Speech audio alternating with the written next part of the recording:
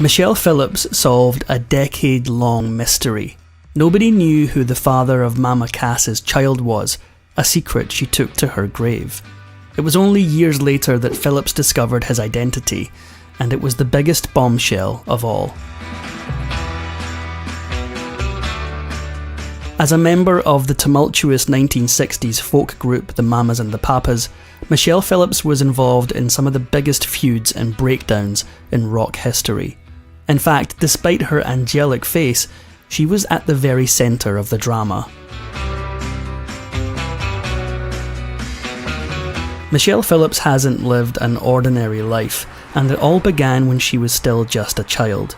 At the age of 5, her mother suffered a fatal brain aneurysm, and afterward her father raised Michelle and her sister in a bohemian lifestyle. By Michelle's own account, her father Gil was an extremely positive presence in her life, teaching her discipline and care. However, throughout her childhood she watched as her father took woman after woman to his bedroom with almost compulsive frequency. This would end up having a profound effect on her, but not before she witnessed something even worse. When she was 13 years old, Michelle met Tamar Hodel, a much older Hollywood socialite whose father, Dr. George Hodel, was and remains the prime suspect in the infamous Black Dahlia murder. Despite this ignominious lineage and Tamar's own troubled life, Michelle admitted, "I took one look and said, 'New best friend.'" Soon, Tamar had the 8th grade Michelle supplied with a fake ID and a steady stream of uppers, and the pair waltzed around Hollywood, listening to all the music they could get their hands on. In 1961, when Michelle wasn't even 17, the two women moved to San Francisco and began the chapter that would change Michelle's life.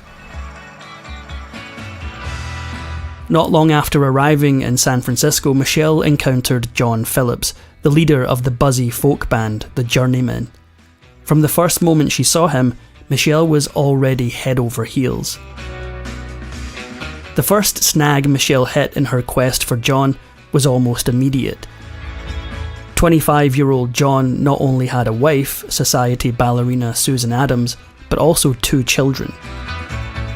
Michelle had grown up in a permissive household, and even from her still tender age, she was very comfortable with her powers of attraction. So when she inevitably caught John's attention, she was uninterested in sneaking around. The bold teenager knocked on his wife Susan's door one afternoon and announced, "I'm in love with your husband."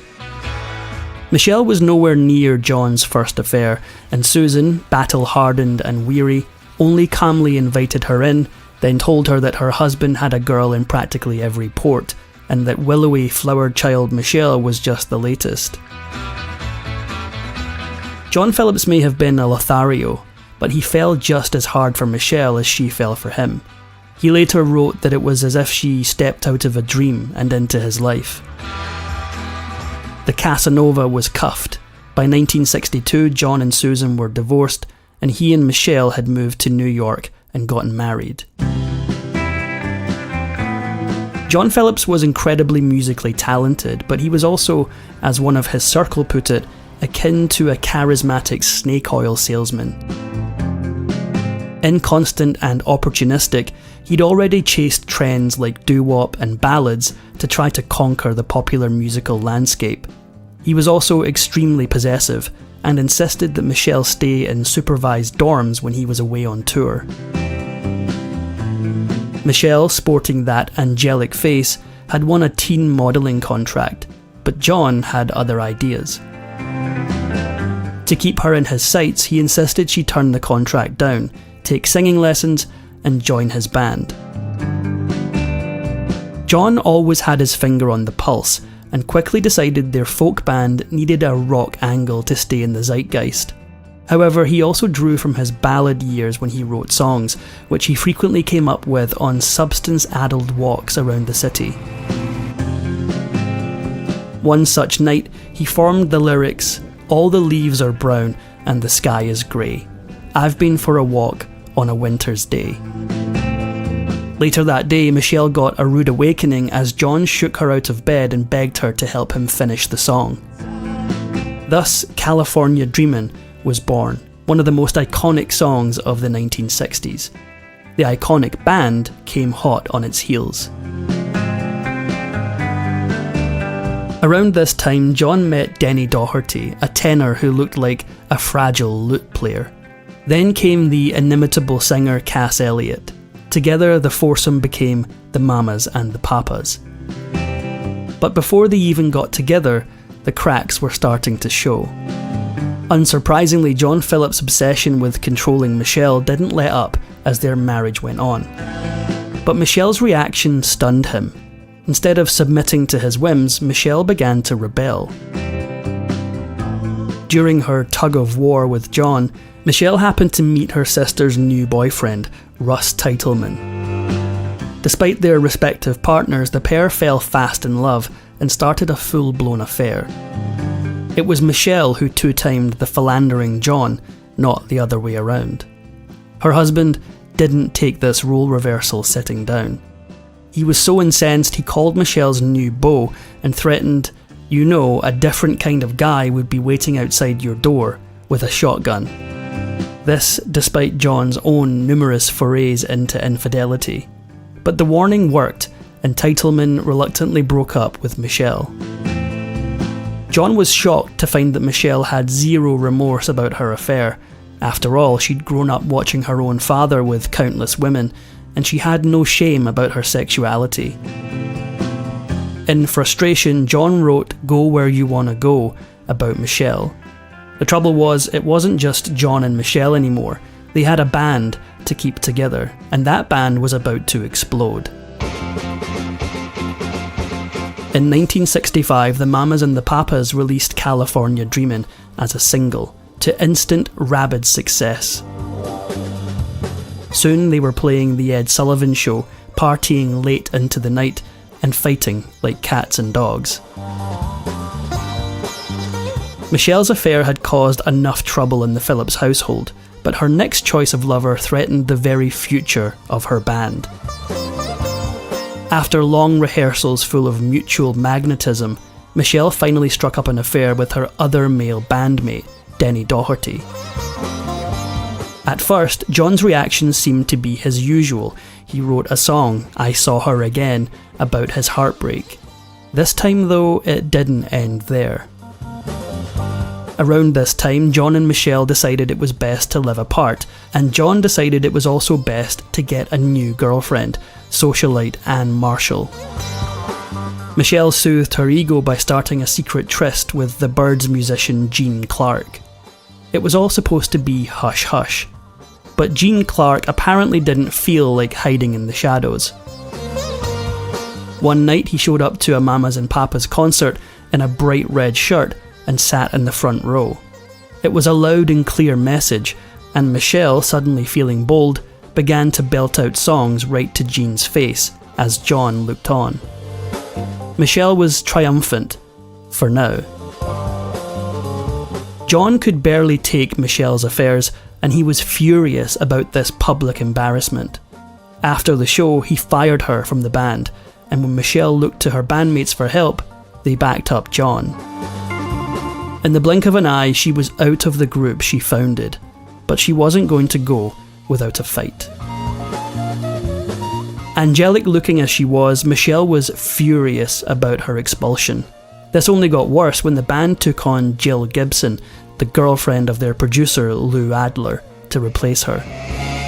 Suddenly it was sinking in for Michelle that they really meant it.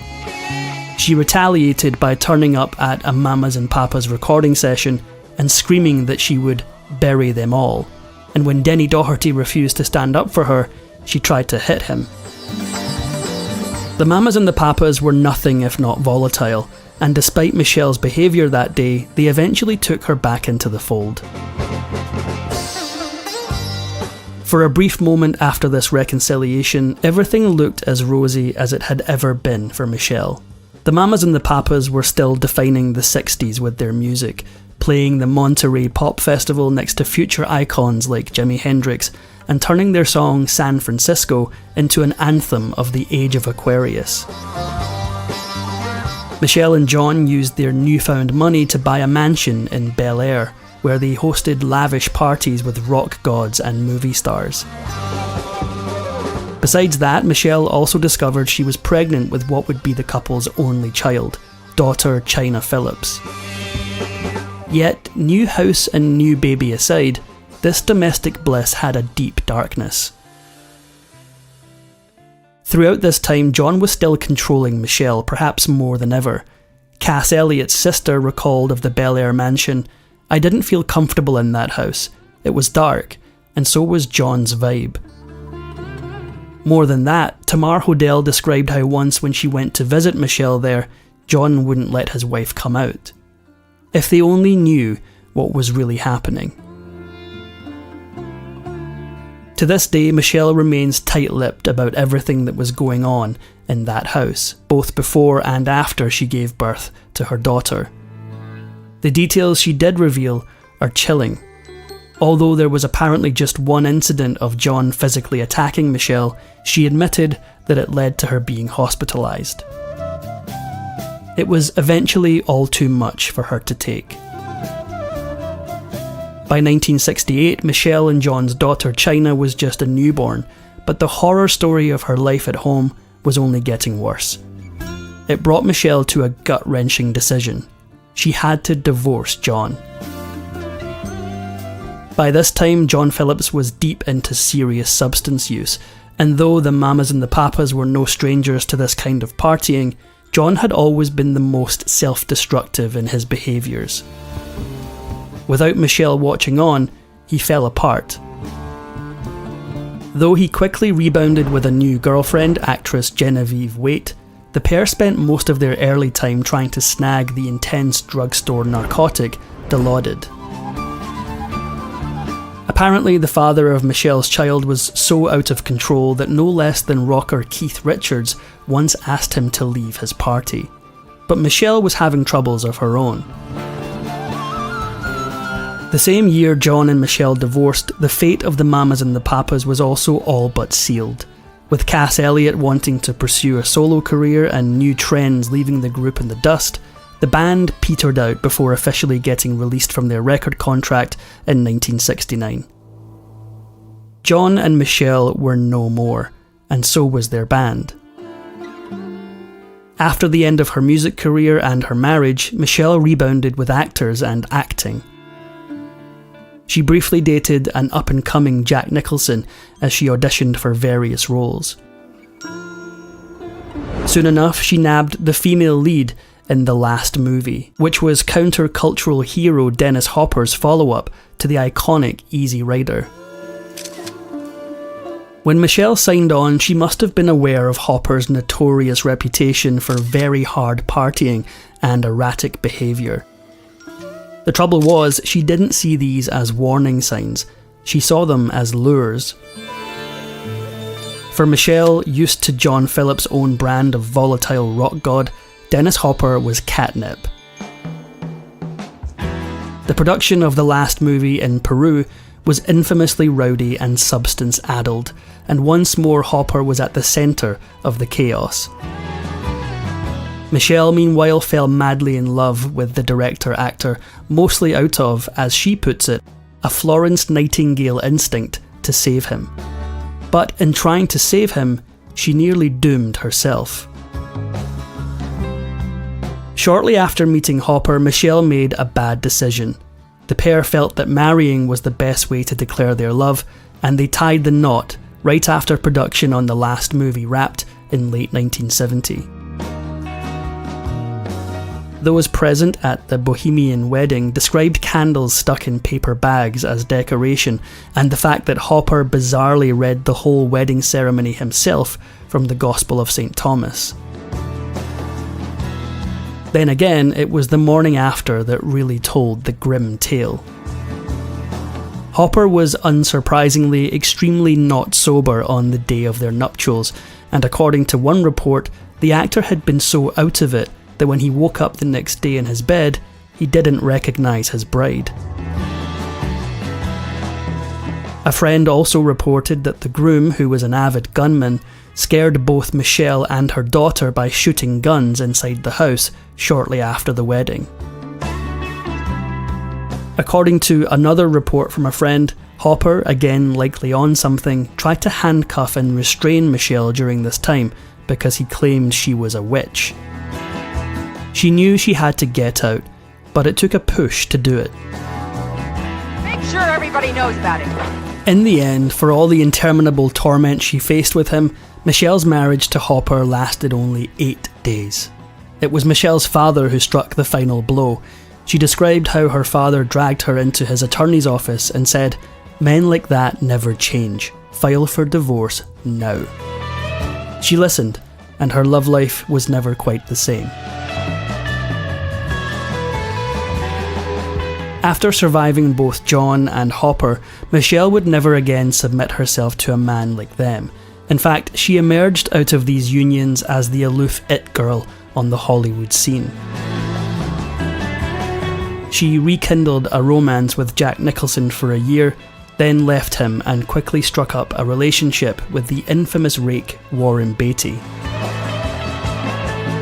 Even so, a dark cloud was about to come into Michelle's footloose and fanciful world. Michelle always maintained a relationship with her old bandmate Cass Elliot. The pair shared almost everything, and often set up their respective young children as playmates, with Michelle's daughter China being just a year younger than Cass's own daughter, Owen. But there was one thing missing. No one, not even Michelle, knew who Owen's father was. In the summer of 1974, as they were lying by a pool together, she mustered up the courage to ask Cass about the girl's paternity, even though Elliot had kept tight-lipped for years. Laughing, Elliot waved Michelle off and said, "I'll tell you when I get back from London," where she was due to perform solo. Except, Elliot never came back. Cass Elliot had been feeling ill for weeks before her London shows, but she still managed to knock the performances out of the park. She even called Michelle afterward on the phone, crying from happiness at how well they went over. The next evening after that phone call, 32-year-old Cass Elliot was dead. Despite all the rumours to the contrary, the singer died of a heart attack, with no substances in her system, in her hotel bedroom. Yet no matter the manner of her death, Michelle must have been stunned when she heard the news. Cass Elliot left a void in Michelle's heart that she would spend the next decades trying to fill. Over the years, Michelle took on other long-term partners, had one more child, and adopted another. Yet, perhaps more than even her own family, she began to look after the families of others. As Cass Elliot's daughter Owen once put it, she became everyone's Mama Michelle. By the mid-80s, Owen was becoming curious about her infamously mysterious parentage and asked Michelle for help finding her long-lost father. This was how Michelle solved a decade-long mystery. Michelle called in every musical connection she knew to find the man's name. Soon enough, Cass Elliot's old lover contacted Michelle, who revealed the truth to him. Although the man's identity was known only among inner circles for years, after his death in 2008, it was finally made public that he was guitarist Chuck Day, who played with the Mamas and the Papas on tracks like California Dreamin'.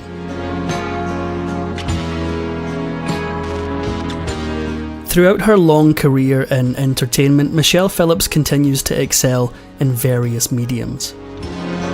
For years, she picked up various singing performances, and even had a much-loved run on the popular late 80s show Knots Landing, as scheming mother Ann Matheson Sumner. As of